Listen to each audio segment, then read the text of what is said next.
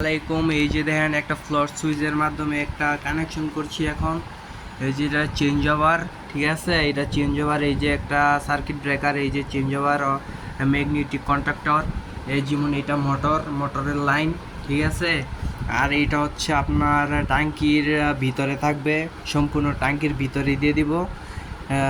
দেন হচ্ছে যে যখন ট্যাঙ্কি খালি হয়ে থাকবে তখন মোটর এই যে অফ হয়ে রয়েছে। এই যে যখন এই যে এটা ট্যাঙ্কির ভিতরে থাকবে, পানি খালি থাকবে, আস্তে আস্তে এটা নিচে যাবে। এই যে অটোমেটিক মোটর চালু হয়ে থাকবে, ঠিক আছে।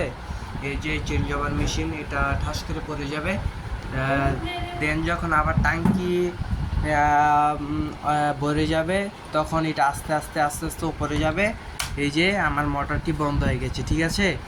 তো এ হচ্ছে আপনার ম্যাগনেটিক কন্ট্রাক্টর এবং ফ্লোর সুইচের কাজ, ঠিক আছে। সম্পূর্ণ আজকে করলাম, কালকে হাউস ওয়ারিং আমাদের বিল্ডিংয়ে করা হবে এটা। তো আজকে চেক করে নিলাম সব কিছু ঠিক আছে কিনা। তো আজকে এতটুকুই, বিদায়।